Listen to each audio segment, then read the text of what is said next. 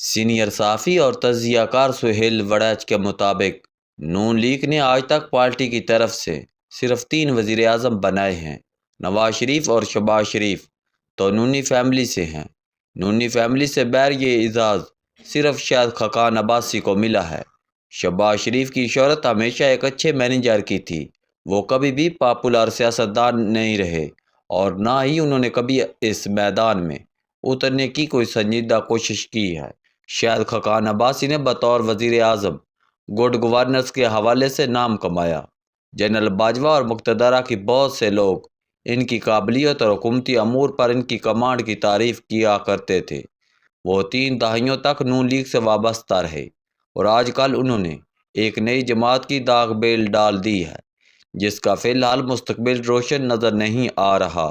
گزشتہ روز لاہور میں پنجابی اشرافیہ کے ساتھ شاہد خاقان عباسی کی ایک نشست ہوئی جس میں 3 سابق گورنر چودھری سرور خواجہ طارق رحیم اور شاہد حامد، سابق وفاقی وزراء اعتزاز الاحسن، شفقت محمود اور سابق اٹارنی جنرل عرفان قادر شامل تھے۔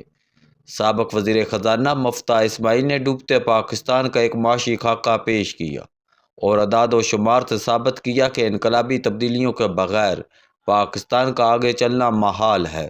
شاہد خاقان عباسی نے معروف صنعت کار اقبال زیڈ احمد کے گھر ہونے والے اس عشائیے میں واضح موقف اختیار کیا کہ ووٹ کو عزت دو اور آئین کی پابندی کرو کہ 2 اصولوں کے بغیر کسی بہتری کے بارے میں سوچنا بھی محال ہے۔ لاہوری اشرافیہ کی اس محفل میں تمام شرکاء دل سوزی سے یہ محسوس کر رہے تھے کہ سیاسی عدم استحکام اور معاشی ابتری کو دور کرنے کی کوئی سبیل نکالی جانی چاہیے۔ شاہد خاقان عباسی نے اپنی گفتگو کے آغاز میں ہی کہا کہ ریاست کی تقدیر اس وقت صرف 2 افراد کے ہاتھوں میں ہے، ایک پنڈی اور دوسرا اڈیالہ جیل میں اسیر ہے۔ بظاہر ان دونوں میں کسی مصالحت کا دور دور تک کوئی امکان نہیں، اس لیے سیاسی بحران کا کوئی حل بھی نکلتا ہوا نظر نہیں آتا۔ ان کا خیال تھا کہ ایک تیسرا آدمی نواز شریف تھا جو اس بحران کو حل کر سکتا تھا۔ اگر وہ 8 یا 9 فروری کو یہ ماننے کا اعلان کر دیتا کہ ہم ہار گئے ہیں۔ ان کے خیال میں نون لیگ سن 1988، 1993 اور سن 2007 میں بھی ہاری۔ نون یہ شکست مان لیتی تو یہ آج کی مقبول جماعت ہوتی۔ ان کے خیال میں نواز شریف بڑے آدمی ہیں مگر انہیں بھائی اور بیٹی کی مجبوری نے سیاسی مصالحت سے کام لینے پر مجبور کر دیا، مگر اس سے ووٹ کو عزت دو کا اصولی موقف بھی گیا۔ بیانیہ فارغ ہو گیا تو نون لیگ کی سیاست بھی متروک ہو کر رہ گئی۔ بیانیہ فارغ ہوا تو نون لیگ کی سیاست بھی متروک ہو کر رہ گئی۔ سابق وزیر اعظم شاہد خاقان عباسی کا سب سے دلچسپ تبصرہ اپنی ہی سابقہ پارٹی نون لیگ کے موجودہ وزیر اعظم پر تھا۔ انہوں نے کہا کہ شہباز شریف ایک ناکام وزیر اعظم ہے، وہ مسلم لیگ نون کے صدر کے طور پر بھی مکمل ناکام رہے۔ ان کے خیال میں آئندہ بھی شہباز شریف کی کامیابی کا کوئی امکان نہیں۔ وہ کوئی فیصلہ نہیں کر پا رہے اور جب تک بڑے فیصلے نہیں ہوں گے اس وقت تک ملک میں بہتری آنے کا کوئی سوال ہی پیدا نہیں ہوتا۔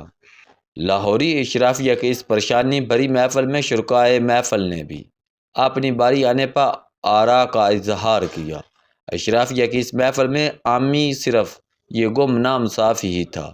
میری باری آئی تو میں نے انتہائی شائستہ ماحول کو خراب کرتے ہوئے بے باکی اور گستاخی سے یہ کہہ دیا کہ آج ملک جس صورتحال کا شکار ہے اس کے ذمہ دار آپ ہی تو ہیں۔ آپ نے مختلف وقتوں میں گورنریاں، وزارتیں اور سفارتیں لیں، نہ کسی اصول کا خیال رکھا اور نہ کبھی اپنے مفاد کی قربانی دی۔ اگر واقعی آپ اصلاح احوال چاہتے ہیں تو سب سے پہلے ماضی میں کی گئی غلطیوں کی عوام سے سرعام معافی مانگیں، وگرنہ کل کو پھر وزارت یا کسی اہم عہدے کی پیشکش ہوگی تو آپ پھر قطار میں لگ جائیں گے۔ ہمارے زوال کی اصل وجہ تو اشرافیہ کا یہ رویہ ہے۔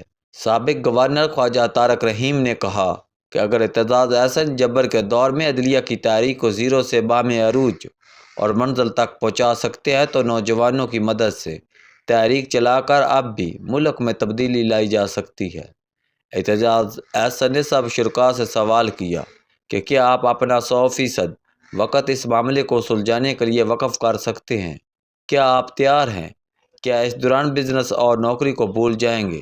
اور خود اپنی مثال دیتے ہوئے انہوں نے کہا کہ میں نے 2 سال تک یہ قربانی دی کسی عدالت میں پیش نہ ہوا، بس عدلیہ تحریک کی دھن میں لگا رہا۔ پھر انہوں نے سب سے سوال کیا، کیا آپ میں سے کوئی اپنا 100% وقت اور مکمل مالی قربانی دینے کے لیے تیار ہے؟ تمام تر دل سوزی اور ملکی حالات ٹھیک کرنے کے جذبے کے باوجود کوئی بھی فرد اتنی بڑی قربانی کے لیے اپنا نام پیش نہ کر سکا۔ یہاں تک تو ایک شبینہ محفل کی کہانی تھی جو میں نے لفظ بالفظ بیان کر دی۔ اب آگے میرا تجزیہ ہے۔ بظاہر مقتدرہ اور شہباز حکومت میں اس وقت گاڑی چھڑ رہی ہے۔ شہباز حکومت مقتدرہ کی اس وقت تک مجبوری ہے جب تک تحریک انصاف کی طاقت ٹوٹ نہیں جاتی۔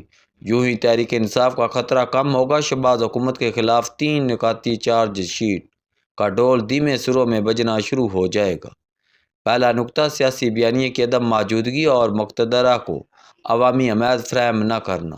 دوسرا نکتہ فیصلے نہ کر سکنے کی صلاحیت اور وزیر اعظم سیکریٹریٹ کی ہر وزیر کے راستے میں رکاوٹیں اور عمل درآمد نہ کرنے کا بڑھتا ہوا الزام۔ تیسرا نکتہ وفاقی حکومت اور پنجاب حکومت میں رابطے کا فقدان اور متضاد راستوں پر چلنا۔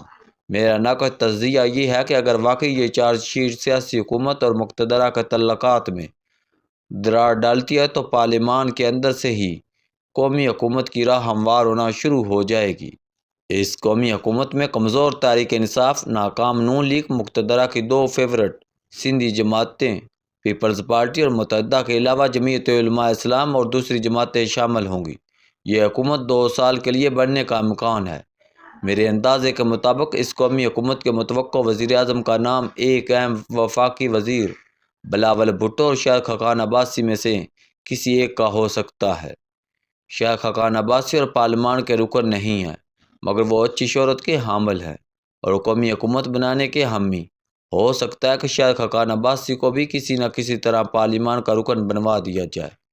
میرا یہ تجزیہ کسی انفارمیشن یا خفیہ خبر کی بنیاد پر نہیں، یہ تاجکستان کے بدلتے حالات اور ادارہ جاتی دباؤ کی روشنی میں ہے۔ ماضی میں بھی یہی عناصر تبدیلیوں کا باعث بنتے رہے، مستقبل میں بھی یہی عناصر تبدیلی کا باعث بنیں گے۔ شہباز شریف حکومت کی بقا تحریک انصاف کے طاقتور رہنے میں ہے، جبکہ تحریک انصاف کا مفاد شہباز حکومت کے کمزور ہونے میں ہے اور مقتدرہ کا مفاد سب جماعتوں کی نام نہاد کی عادتوں سے چھٹکارے میں ہے۔ دیکھنا یہ ہے کہ آنے والے دنوں میں اونٹ کس کروٹ بیٹھے گا۔ گیم آن ہے۔ ترامیم کے بعد جلدی تبدیلیوں کے اشارے شروع ہو سکتے ہیں۔